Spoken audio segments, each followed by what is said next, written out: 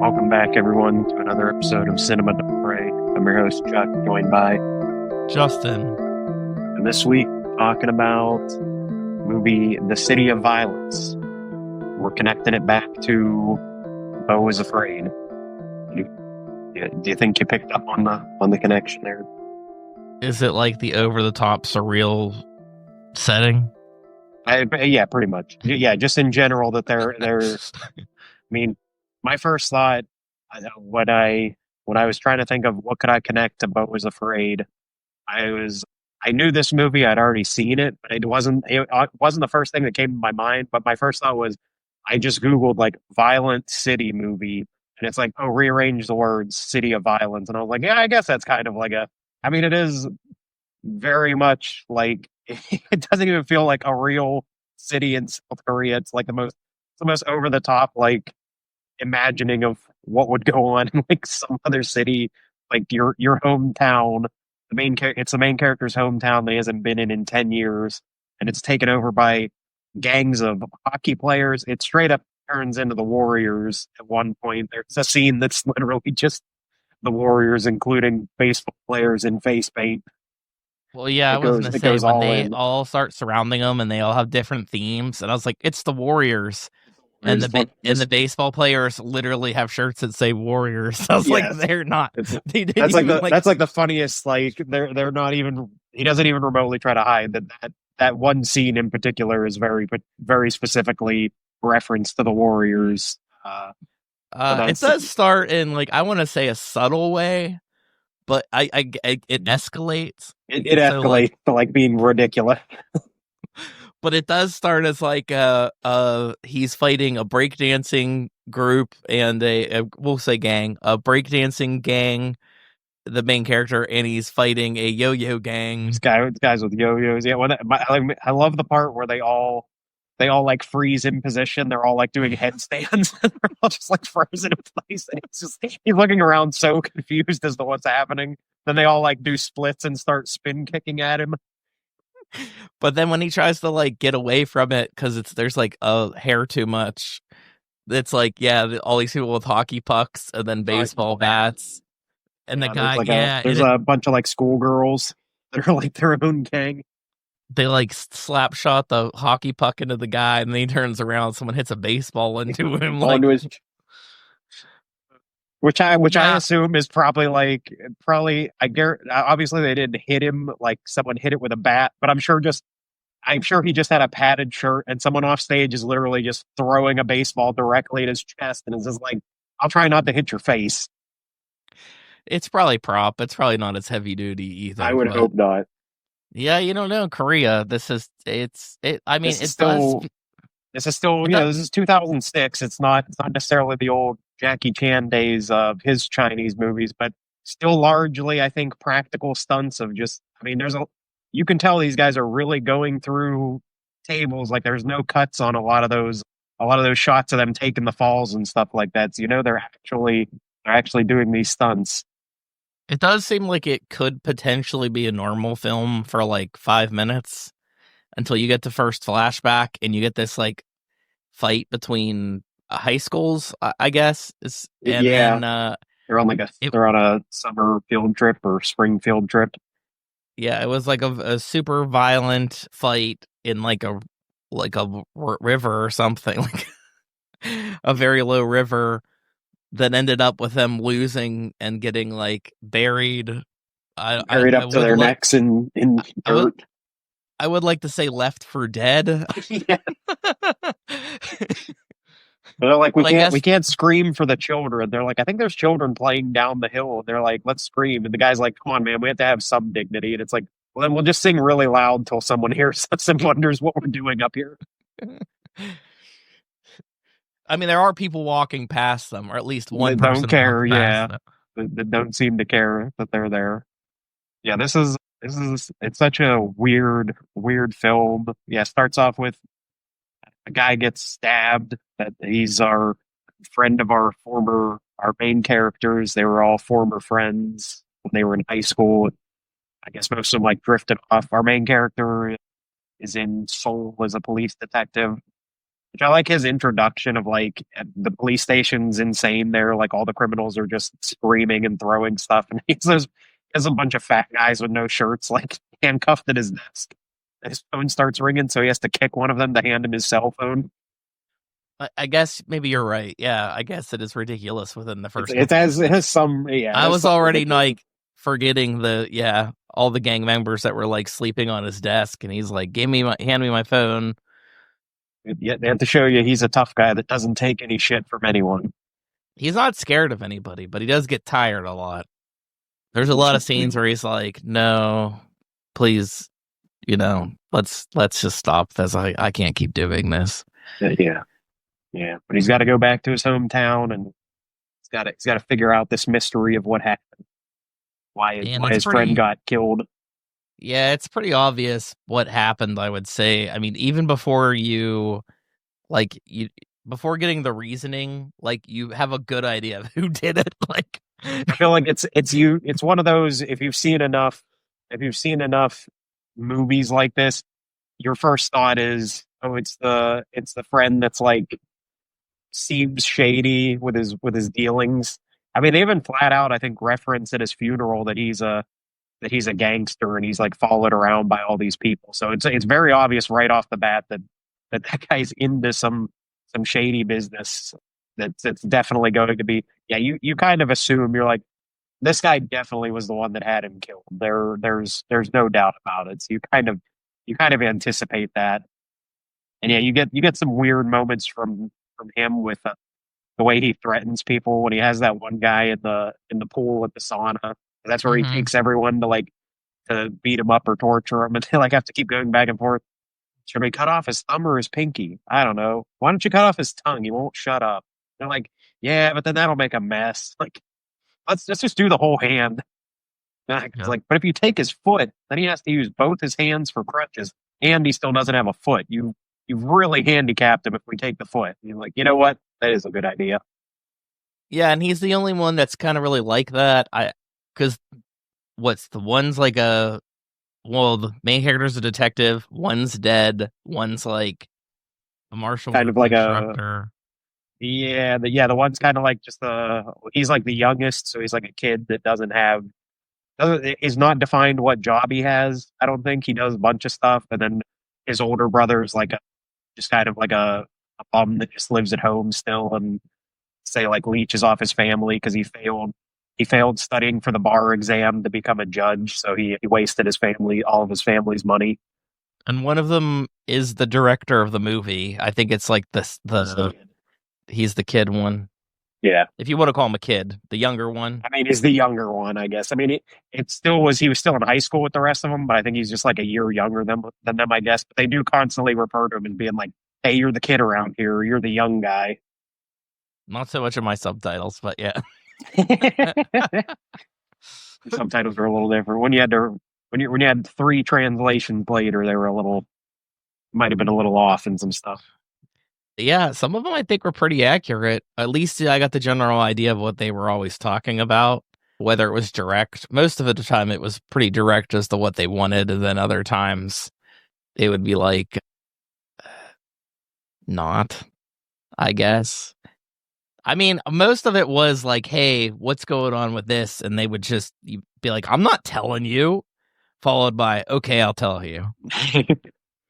I mean, yeah, this movie's mostly about the action, the dialogue. Most of the dialogue is just like, well, here's why this character is bad, and this is what this character did. Yeah, there's not a ton of real in-depth things. I mean, a lot of it they just do in flashbacks anyway to kind of show you what's going on. Yeah, so the guy that's the villain, Pilho, is his name, and yeah, he's trying to turn his town into a tourist trap, basically, by getting a casino built there. But in order to do that, he has to take all of the villagers' homes and properties from them to make way for this giant casino to be put in there and turn it into a tourist destination so that people will want to come visit there. So he has to rip everyone off. That's why he has to kill his best friend. Yeah, it's not the deepest of plots, but I think his best friend was a gangster, but he didn't. He's a gangster. It's like it plays off of that think it's like implied that the other guy, Wong Jae, the guy that gets killed at the beginning, Yeah. is like the good type of gangster. Like he helped out the community type. Like he would still like loan people money and beat them up if they didn't pay him back, but it was always like trying to keep their community, safe and enforced by being the gangster in the area. Like if there was anyone came in the area, he would, run them out or something like that. But once he got too old and just wanted to own a bar, I guess. Yeah, my translation kept calling it a casino. He was like I want to build this casino, and they're like, you're not taking my land for this casino. And I was just like, guess we're gonna have, guess they're gonna have to kill you. Gotta make way for that casino. Yeah, his friend dies. He goes to the funeral. It's sus. I like how it's just sort of like he doesn't need a very strong intuition to be like this. I don't think that this was just circumstantial like bar fight thing that got out of hand. I think that there was some motivation behind this. So the detective kind of picks that up on a hunch and then goes out. And I think the thing, I didn't know anything going into this movie except knowing that like it kind of apparently had like the South Korean old boy vibe, but I would say it was maybe closer to like the Shaw scope movies that we watch. I really do think a lot of the action scenes in this movie are really well done, even though it gets kind of ridiculous. And the director definitely knows when to show things and when not to show things, because like there are some funny scenes where like they have that like towards the end there's like this big fight with these gentlemen that are having tea with their ladies or prostitutes or something, and they're like bow out, and then all the men have knives, and there's this big fight sequence where they fight all these guys with knives. But it And has then the best. You skipped over the introduction to all the guys because that's like one of the funniest moments when they walk in and it's just those two guys, the two guys at first, and they're just like, oh yeah, "Oh, yeah. great!" And then the one guy pounds on the table, and then 20 doors open. It's this giant, long like corridor of there's two guys in every room for 20 rooms down. It's like at first they're like, oh, I guess we have to fight these two guys, and then like, oh god, we have to fight 40 guys.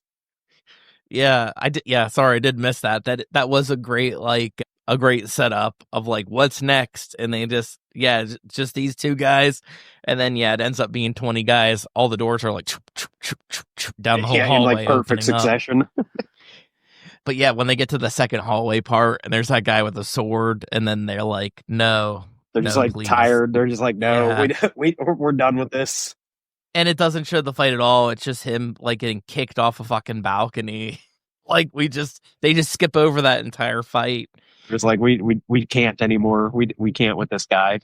We ran out of money for this scene, so all our actors are very tired. They're all stunt people. They're all losing it right now.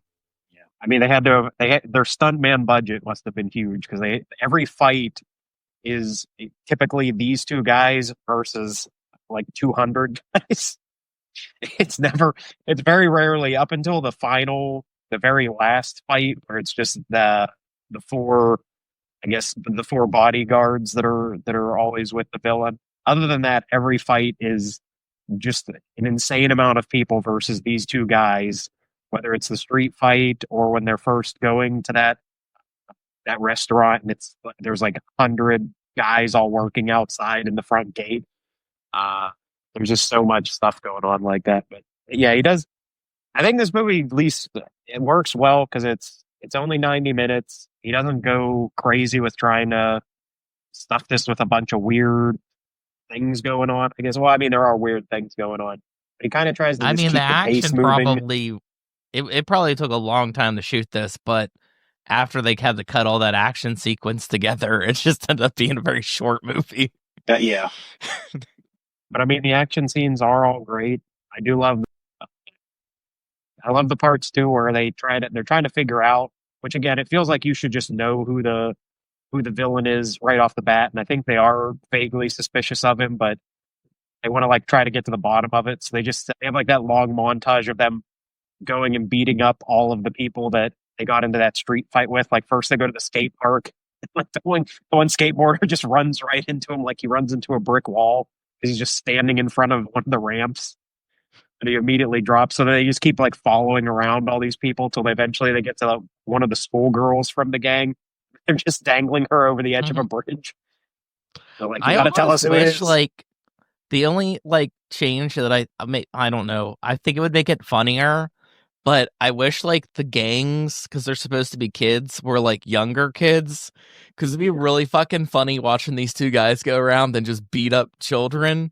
Like they go to this, yeah, like when they go to the skate park, the nobody at the skate park seems like they're really that young. It would it would be funny if they were like 12-year-olds and they're just kicking the shit out of these 12-year-olds for answers. Yeah, hanging like a 12-year-old girl off the bridge. Like, yeah, you're gonna give us the answers that we need. Yeah, this is all full grown men, but yeah, there's so many shots that I enjoyed. The one where he's like walking away and the fucking yo-yo flies out in front of his face. When they are doing that montage of like questioning people, I feel like that's the one where like they find the people in that like teacup ride and he like kicks the teacup and then it spins around and he slaps the guy in the head. Keep slapping the guy. Yeah. Yeah, it does have a really good choreography, like really good setup to that type of stuff. I'm sure there's way more things that happen, like you said, with the pounding on the door and all the doors open up, where there's like a misdirect for like just a few seconds. But yeah, I don't know. It's just full of weird weird shit like that. Yeah. I mean, every scene's pretty intense. Like the camera's I think always moving. I don't think the camera's ever like it's always like moving in on a person or something or moving around people. And I even like that scene where like they try to settle stuff with like they duct tape the hands together to do the fight. Like even that's kind of ridiculous, but it's like they make it out to be like sort of like a gang tradition or like a childhood fight tradition or something like that. Yeah. There's all sorts of. I think yeah. There's a lot of. I'm sure. I think a lot of the stuff's very specifically like Korean culture things that just aren't.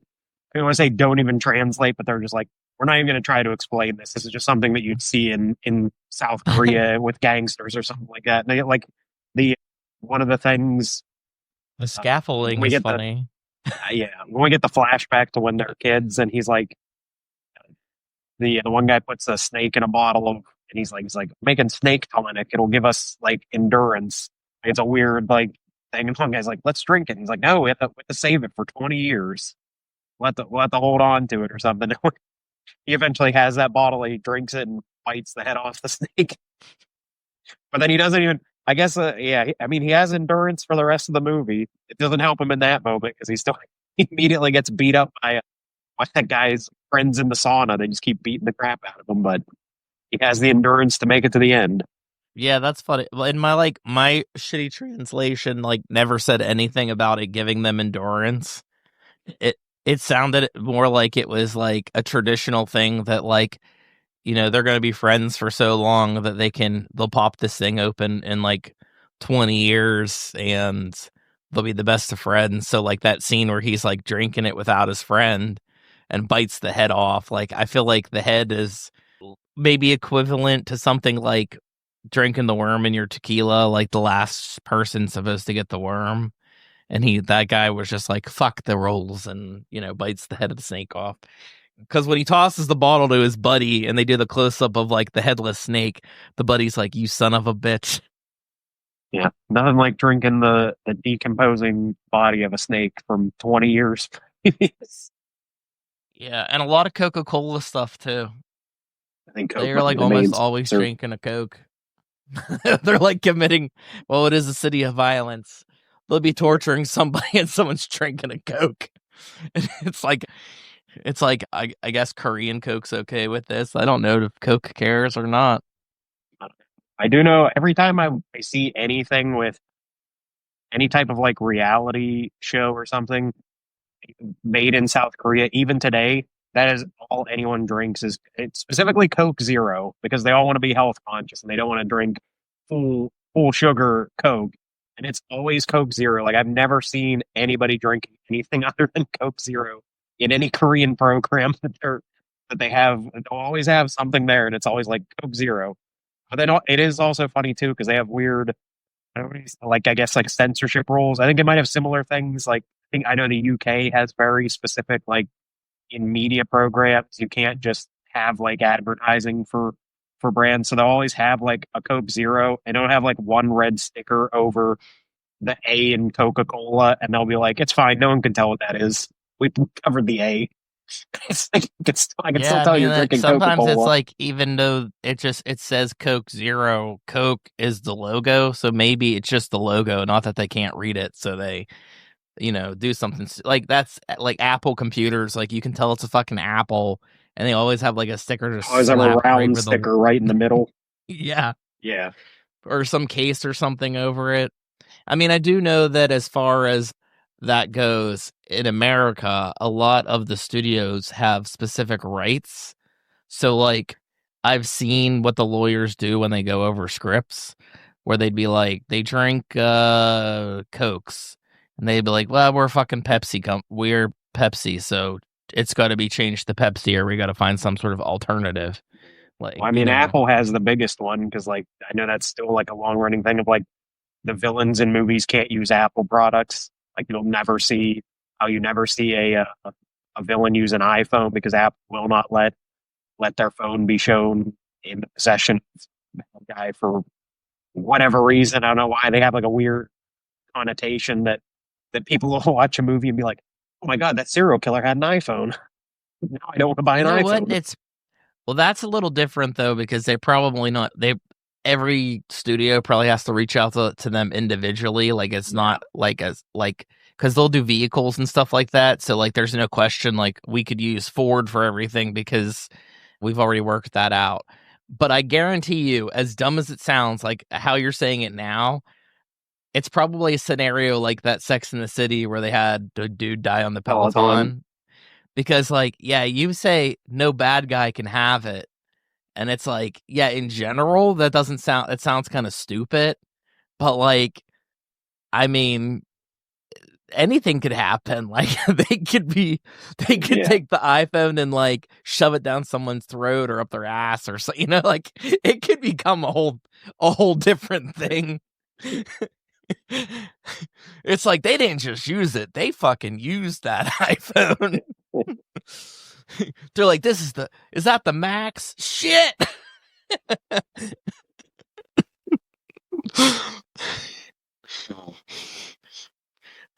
Yeah, I get it a little bit though, but then I don't know. It's product placement. Who really cares? But yeah, I guess you could have like the next Tony Montana. It's like doing coke off the phone or something. Hand me my apple. I'm gonna do some coke. I don't know.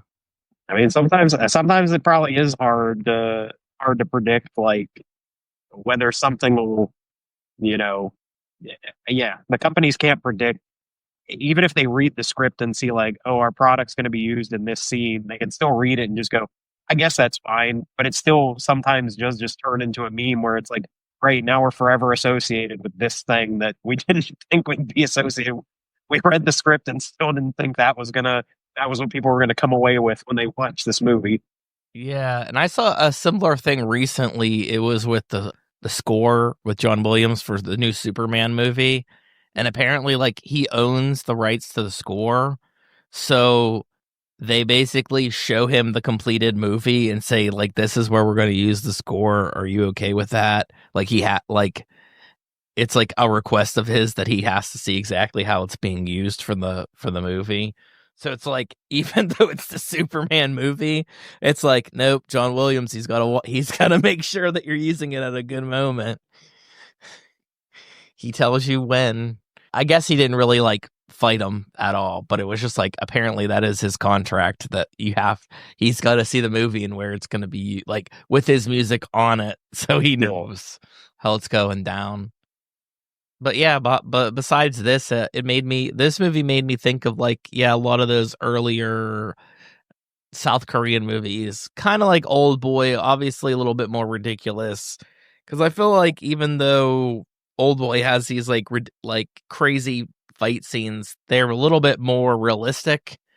Like the characters are getting the crap beat out of them, and like they're I still mean, taking on 20 guys with a hammer, but it's but you can feel that they're not the greatest, so they still get beat up to an extent.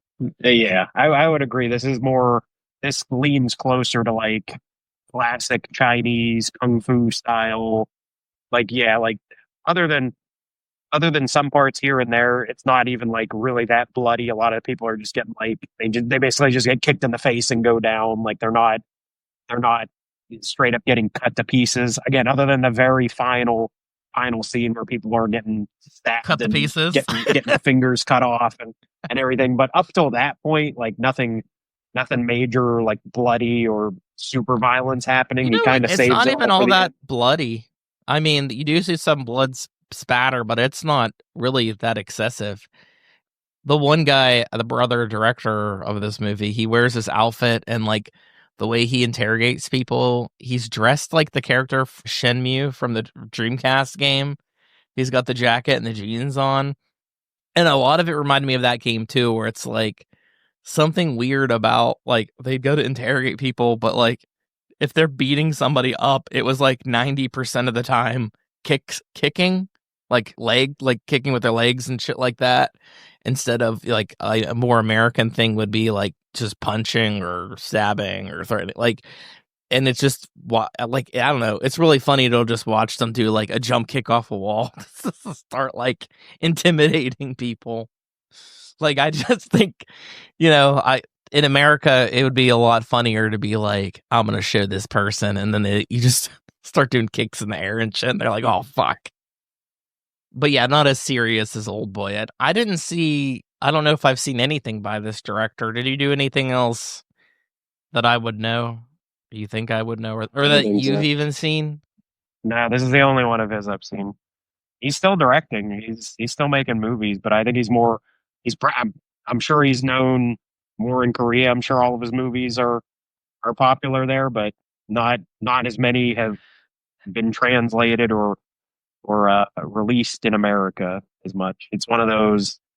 I only kind of came across this movie because it's one of those like it was randomly at a used DVD store, like probably CD Warehouse, I think, and it's just like I like you again. I have to like go out of my way to look in the kung fu or martial arts section, and it's like, yeah, that sounds interesting. Like I'll give that a shot. But I think not a lot of his other movies are all carried over into America, which is not super uncommon. I mean, as popular as South Korean films are, they're still producing a lot more than actually gets released in America, depending on how popular people think it is. I mean, really, of all the your big ones that'll keep getting released here, it's Bong Joon Ho, Park Chan Wook. Uh, what's the I can never remember the name of the guy that did I Saw the Devil. I always forget his name, but he's like another one. Like those are the ones that always get released in America pretty consistently. Their movies seem to do well enough that they'll keep getting released. But I think more and more, that's why a lot of this stuff's getting more on like Netflix and Amazon Prime to streaming because they know it'll do better to release it digitally than trying to put it in theaters or even give it a physical release. Right. It's a lot more cost effective for Netflix to do the same thing they do with like Squid Games and all the other shows that they're going to put Yeah. on. Train to Busan, like stuff like that. Well, there was a bunch of like, I think around this time, maybe a little bit, maybe actually, probably realistically, maybe like 4 years after this movie came out, you'd get a lot of South Korean movies that were coming like just DVD. And I think it was probably because of like Old Boy. Old Boy got really That was the popular. biggest, like the first big one in America. Yeah, and then it's like then they started pulling things that they've done in the past, and they've been kind of slightly more accessible. Like I think that you can find a lot of things easier. Was it Man from Nowhere? Like I can think of just a ton of random things. It's like it just kind of showed up Yeah, on the Blu-ray shelf one day, and it was just like, yep, this is made by a bunch of South Korean people. yeah. I mean, there's a lot of there's a lot of them that they don't get they don't get brought up in America as much. Like another one that you can see a lot of the moments in the John Wick movies. There's a movie called The Villainess that was a few years ago, and that was the same. It just kind of got released on DVD. It didn't get like a huge release, but it has like these crazy motorcycle chase scenes that are 100% in whichever John Wick 2 or 3 or something like that. That it's like they're not shot for shot, but they're definitely the director I think watched that movie 3, and was where like, he's on the I think horse. it's yeah, yeah. But there are definitely scenes where it's like, okay, they definitely saw this South Korean action. Well, So you know there's what? a I lot. did when I looked up the actors, the main actor in this is in Ballerina from the world of John Wick. There's the connection. Yeah, I would say, as ridiculous as some stuff is in this movie, I could almost guarantee that the directors of John Wick and all of them have seen this movie. I mean, they're all stuntmen, so I'm sure they study all of these Korean, Chinese, Japanese martial arts movies and learn moves from it.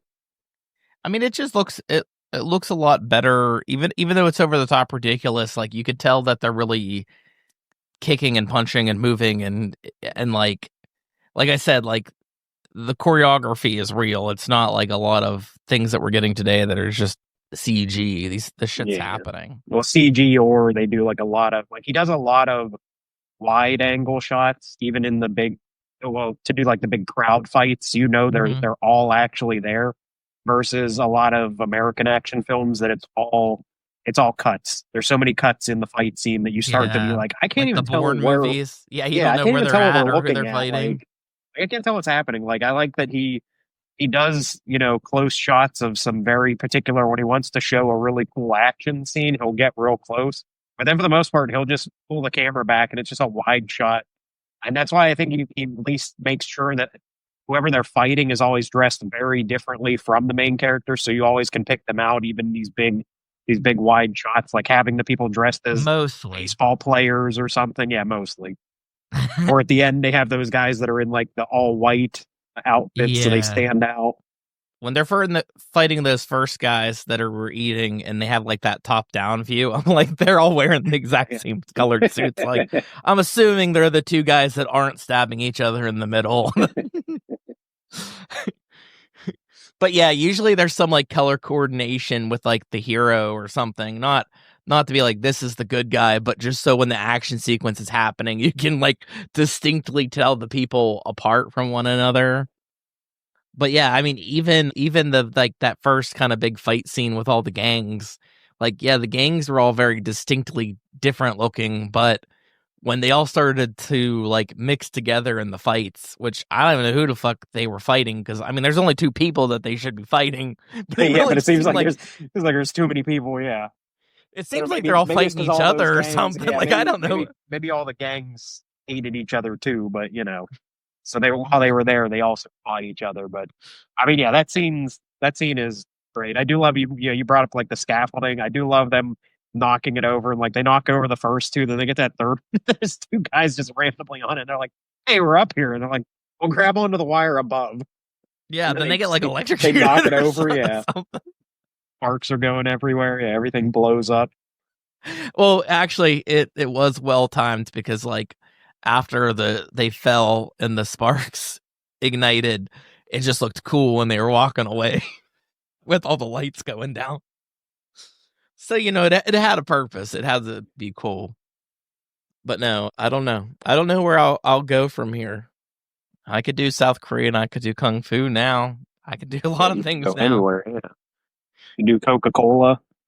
I could do Coca-Cola. Just tie it in somehow.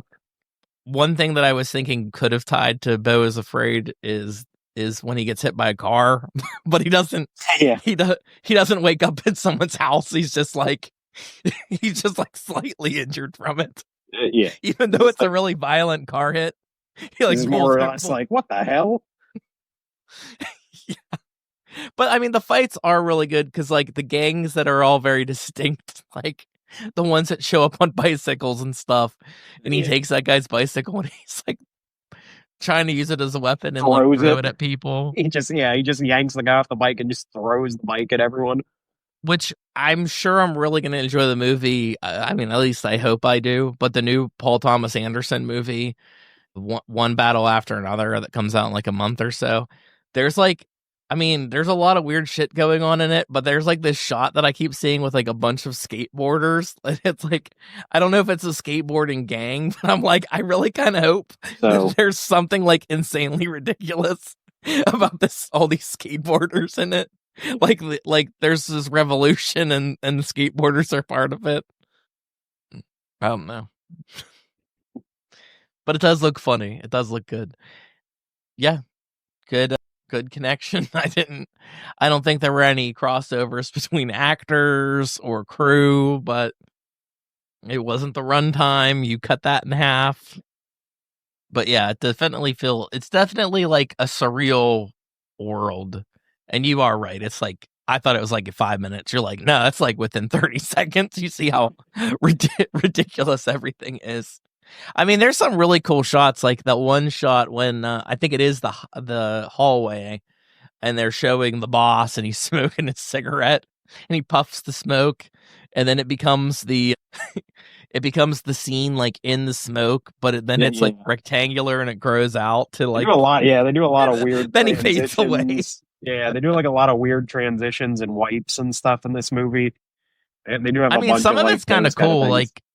I kind of like appreciated the like we're having a phone call and it's just showing the guy like in his own rectangle, like his own space, and they're like, we're not cutting back and forth. There was a few times where they did split screen and like it just felt weird. I mean, maybe not necessarily unnecessary, but like it'd be like, we're gonna split screen these guys right now, and I'm like, I don't really know if they're doing anything like distinct enough that they couldn't choose one or the other, but it's not like they came together or did anything crazy with what was it, Kung Fu Hustle or some weird shit like that. But yeah, I enjoyed the movie. I thought it was good. More of that, please. You can't find it anywhere right now, though, just so you know. Good luck. You have to find a used DVD, probably. Yep, that was a fucking lie. I tried Plex, Tubi. I was all over the place. But with my VPN, I was able to switch it to Taiwan. Went on Disney Plus. But there weren't any subtitles. So then I had to go online to try to find the subtitles, which I found in Espanol. This movie is hard to find. Even on Amazon, you can only get it from like third-party resellers for $30 minimum. You know what? Maybe I'll buy it for $30 because then it'll come out everywhere super cheap. That's how those things happen. It's kind of strange though that it is your Blu-ray or your DVD that you have. Is it like an American release or does it look kind of like a bootleg? Oh, it does. It's one. I think they're still making. It's they release them under the Dragon Dynasty line, which is like, I think I was like, my copy of Hard Boiled was like that. The first copy I had, like that's all they release is like Asian action movies. So I have a bunch of them. And it's a regular release, but I think it was the only release that the film ever got. It got released like a couple years after it was released in Korea, and then was like never updated ever again. I thought it looked good. Like, whatever I was watching on Disney looked fucking good. It looked like at least 1080, if not like a 4K of some sort.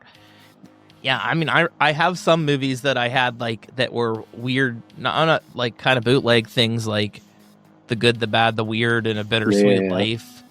But now I think I've replaced them. Like I've had different versions. Actually, I think funny I mentioned those two.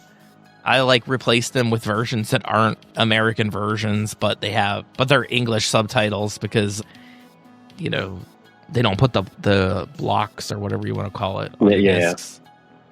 Region free. They're all region free. But I don't know where I'll go from here. We'll see, and I'll let you know as soon as I can. And I will apologize, people. I haven't been like advertising the podcast very well, like fell behind. So hopefully you're still seeing stuff here. I'll probably put up a post that's just like, hey, just so you know, City of Violence, Beau Is Afraid, What was before that? Was that Apostle? Like, these all need advertising. Like, no one knows that we're releasing the episodes unless they subscribe, which is, hey, that's why you should subscribe to our podcast. And we'll be back in 2 weeks with my pick of something. Something. All right. Are we good? I think we are. Okay. All right. Bye, everybody. Thanks for listening.